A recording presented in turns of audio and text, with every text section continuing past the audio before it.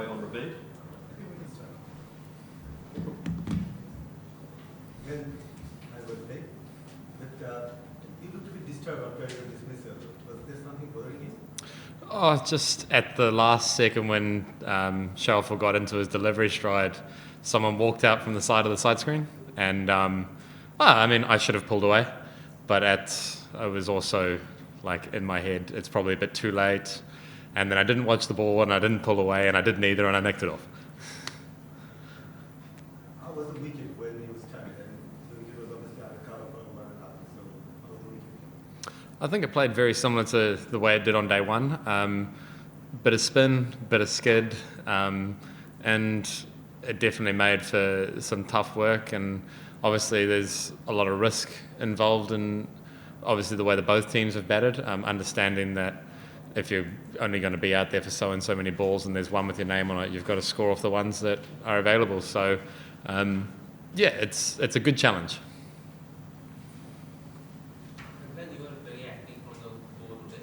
So can you take us through your game plan for the day? Yeah, I guess for me it was just trying to play with my bat as much as possible, and picking my poison effectively, understanding that they're going to bowl really good balls and what do I want to have in my court to be able to counteract those balls. And I guess just trying to stick to my game plan as clear as possible, and accepting the fact that the pitch is going to have a little bit of turn and bounce at some stages, and not getting too caught up in that, and just trying to stay calm and as clear as possible. According to the wicket condition, what will be the chaseable target here? What is it? Obviously, we had a bit of a tough start in our first innings, and a couple of great catches from the Bangladesh boys, which put us on the back foot quite quickly. And I think if the pitch doesn't change, which I think with the time it's had under cover, it'll be pretty similar throughout the whole game. And I'd probably say anywhere around that 180, 200 mark is going to be a good score and tough to chase. Not impossible to do, but obviously it's going to take some work, and we're going to have to stick to our game plans really well. But if we can keep them to anything under 200, we'll be really happy. Was there anything for the pace bowlers? Yeah, actually. Sher-e managed to get a little bit of swing out of it and some good bounce as well, which when you look at the wicket, you probably don't think it's going to do too much of that.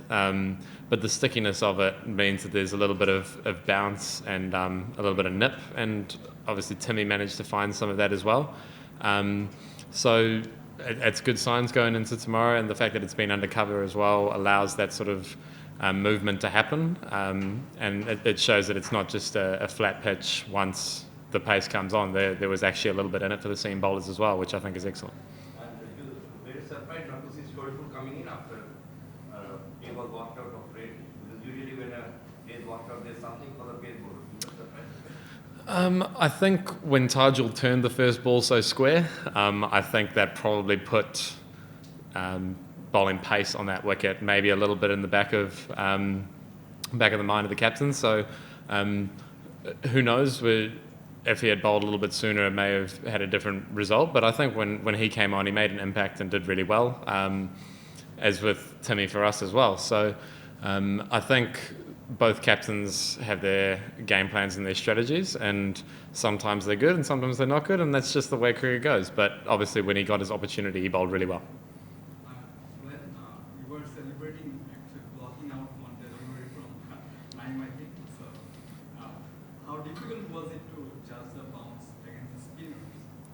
Yeah, the fact that some balls keep incredibly low and move quite quickly, and then some spit quite heavily and bounce a lot. Obviously, Mominal's first ball was pretty much one for the over. It turned and bounced so much. So with the two extremes, I guess it's understanding, as I said, picking your poison and going, which one am I happy with, and accepting the fact that if the delivery that's outside of your game plan happens, you make peace with it.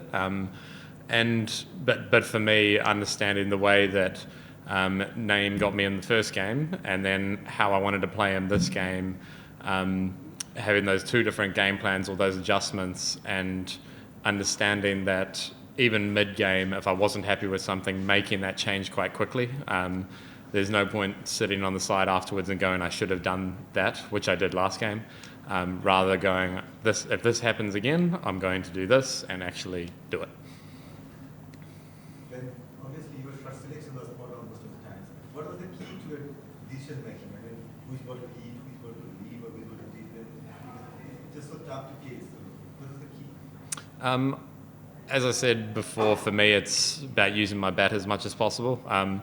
I'm generally not looking to leave many deliveries, or I guess like I'll defend balls that are there to defend and that are really well bowled. But on pitches like this, understanding that sometimes being a little bit more aggressive is almost the, I guess, best remedy. Where if you can put a bowler off their length a little bit, then you can get them to bowl in the area that you would feel a bit more comfortable with.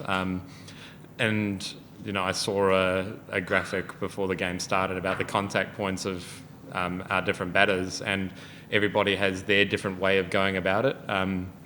And some guys come a lot further forward, some guys go a lot further back, and it's just understanding what works best for that individual.